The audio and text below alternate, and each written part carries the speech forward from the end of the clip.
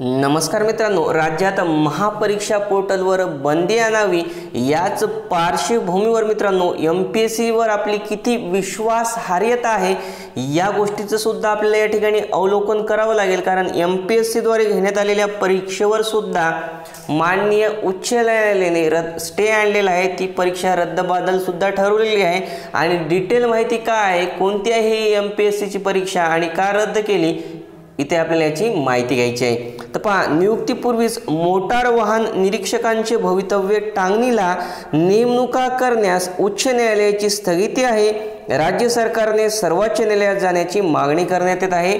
म्हणजे मित्रांनो, ती मुलं जी कॅन्डिडेट होती ती एक्झाम पास झाली होती, गुणवत्ता यादीत त्यांची नावं आली होती, फक्त आता त्यांना अपॉइंटमेंट लेटर मिळायची राहिली होती आणि कोर्टाने त्यावरती स्टे दिलेला आहे, त्याला स्थगिती दिलेली आहे।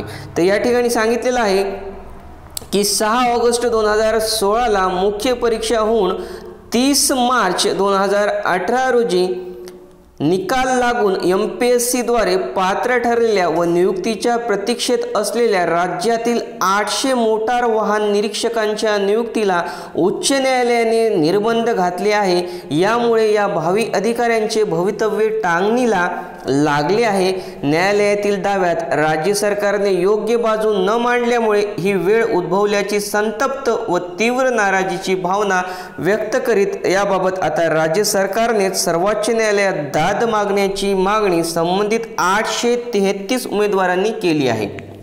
नुकताच मुंबई उच्च न्यायालयाच्या नागपूर खंडपीठाने याबाबतचा हा निकाल दिल्याने या भावी मोटार वाहन निरीक्षकांबरोबरच त्यांच्या पालक व नातेवाईकांमध्ये खळबळ उडाली आहे।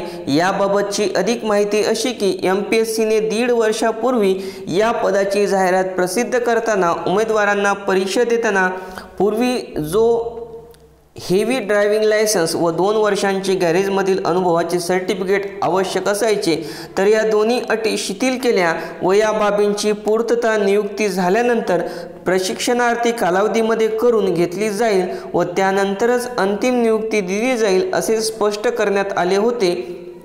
MPSCच्या जाहिरातीनुसार परीक्षा देऊन निकालाने 30 मार्च रोजी एकूण 834 विद्यार्थी पात्र ठरले। यामध्ये डिप्लोमा किंवा BE मेकॅनिकल ही शैक्षणिक अट होती।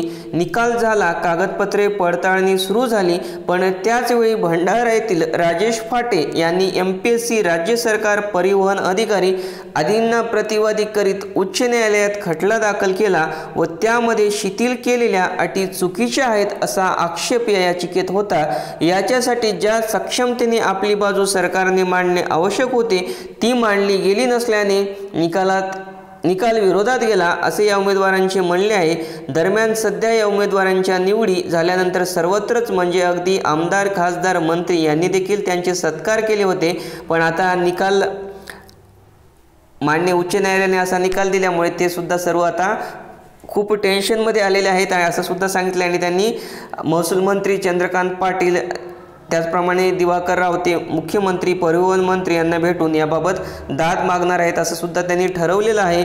आम्हाला काय शिक्षा असे ते सुद्धा असे विचारत आहेत की जाहिराती व परीक्षेनुसार पात्र आहोत आम्ही असं सुद्धा त्यांनी सांगितले, मग याची शिक्षा आम्हाला का आणि आमच्या भवितव्याशी खेळ का असा होत आहे असं सुद्धा विचारलेलं आहे। आणि खरंच मित्रांनो, सर्वांना विचार करण्याची गोष्ट आहे की आता महापरीक्षा पोर्टलवर आपण बंदी आणत आहोत। MPSCची सर्वत्र मागणी केली जाते की MPSC द्वारे काही परीक्षा घेण्यात याव्यात।